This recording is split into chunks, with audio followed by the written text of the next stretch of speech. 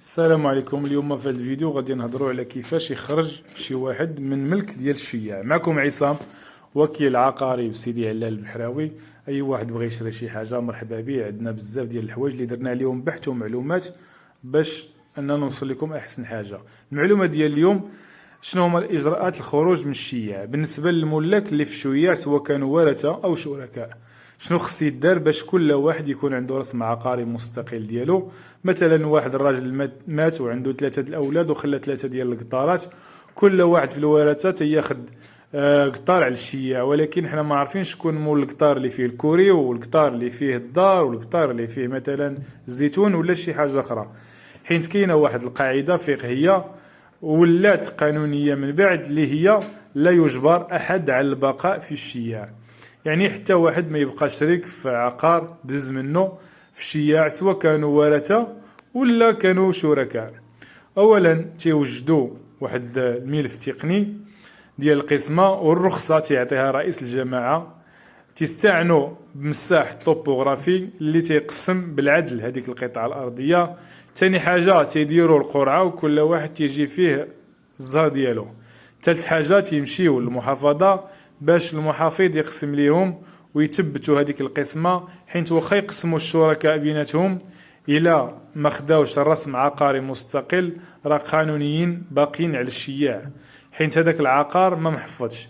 هذه هي الطريقه الحبيه. اما اذا كانوا الشركاء دايرين العصا في الرويضه كما تنقولوا بالدارجه، راه القانون واضح وتيقول حتى واحد ما يبقى على الشياع صحى عليه تيمشي المعني بالامر للمحكمه وتيقدم راسو باللي هو مالك على الشياع وبغى يخرج من الشياع. المحكمه تتعين خبير اللي تيقسم عليهم هذاك العقار بالقرعه الا كان الممكن يتقسم، اما الا كان صعيب يتقسم او غير قابل للقسمه راه هذاك العقار تيدخل المزاد وتيتحط الادنى الثمن ديالو، وتيجيو الناس اللي المزاد وتيتزايدوا على الثمن العقار والفلوس تيبقاو في المحكمه، والمحكمه تعطي لكل واحد رزقه وتيكون هذا هو الحل عن الطريق ديال المحكمه. وتيبقى احسن حاجه انه الناس حين يقسموا بالتراضي، حين القسمه تكون غادي تكون. كان معكم عصام، وكيل عقاري مدينه سيدي علال البحراوي. سيدي علال البحراوي جات بين سلا وقنيطره، حنا تنخدموا في سلا وتنخدموا كذلك في سيدي علال البحراوي وتيفلت.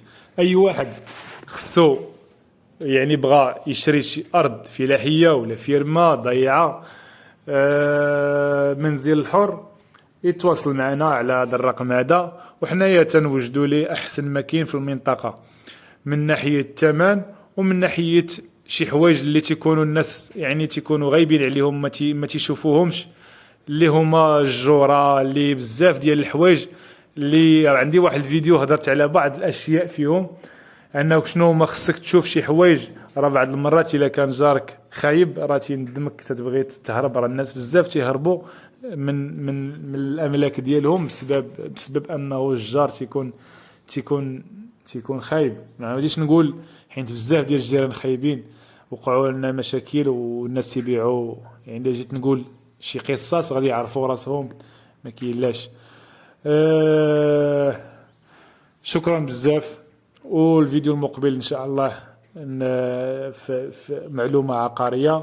كذلك تنقدموا الوساطه من خلال اننا تناخذوا تنبيعوا للناس الممتلكات ديالهم وبالوكاله ولا وساطه انه تيكون متواجد قريب يعني تنوجدوا ليه الامور وتناخذوا ليه تنشوفوا ليه الشاري ديالو. وطبيعة الحال الا كان الثمن في حدود المعقول، الا ما كانش في حدود المعقول ما تنشدوش هذاك العقار. والسلام عليكم.